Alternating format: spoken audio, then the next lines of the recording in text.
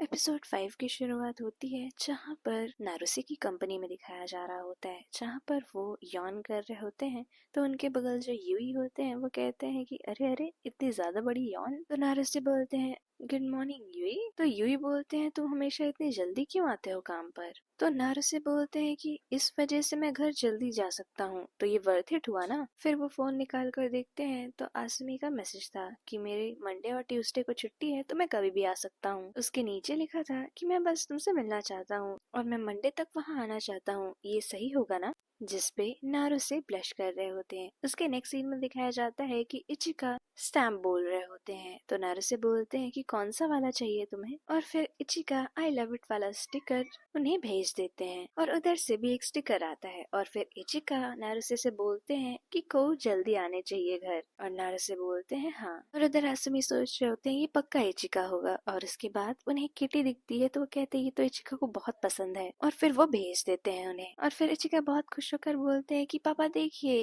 को ने मुझे किटी भेजी है। और नारुसे आंख बंद करके बोल रहे होते हैं मुझे उसे जल्दी देखना है। और फिर इचिका वहीं फोन रख के वहाँ से उतर के चले जाते हैं। और आसमी फोन देख रहे होते हैं क्योंकि उन्होंने लिखा था कि नारुसे इचिका क्या बोलना चाहते हैं। तो वो सोच रहे होते हैं कि अभी तक तो इतनी जल्दी जल्दी मैसेज आ रहे थे, अब क्या हुआ।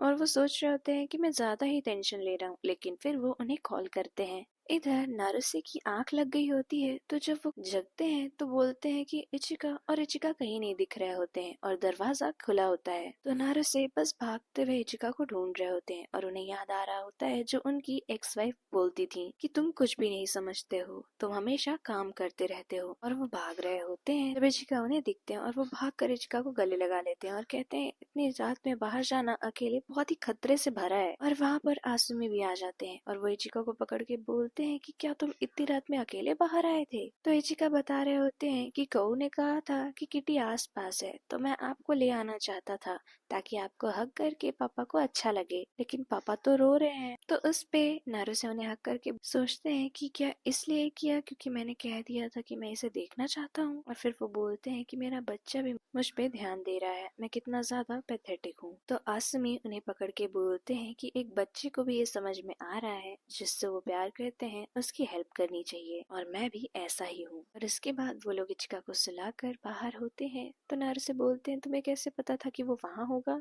तो आसमी मुस्कुराते हैं और कहते हैं कि मैंने उसे एक किटी की पिक्चर भेजी थी जो हम जब प्री स्कूल से आते हैं तो हमेशा दिखते हैं, इसलिए हो सकता हो उसने ऐसा सोचा हो कि मैं प्री स्कूल के आसपास हूँ। और फिर वो फोन दिखाते हैं और फिर वो कहते हैं लेकिन मुझे सुकून है कि वो जवाब देना बंद कर दिया और मुझे चिंता होने लगी। तो नारुसे बोलते हैं वो इसलिए क्योंकि मैंने इचिका को कहा कि मैं तुम्हें देखना चाहता हूँ। और आसमी उन्हें गले लगाकर बोलते हैं कि अगर ये बात थी तो मैं और भी ज्यादा खुश हूँ। और सोच रहे होते हैं कि अगर ऐसा लगता है तो मैं इसके साथ हमेशा रहना चाहूंगा। और फिर आसमी बोल रहे होते हैं कि क्या तुम मुझे खुद को किस करने दोगे। और नारुसे सिर्फ अपनी गर्दन हिला देते हैं और उसके बाद वो लोग किस कर रहे होते हैं। और उसके बाद आसमी नारुसे से बोलते हैं क्या आप कल फ्री हैं, क्यों ना हम लोग कहीं बाहर जाए हम तीनों। जिस पे नारुसे ब्लश कर रहे होते हैं और यहीं पे एपिसोड 5 एंड हो जाता है।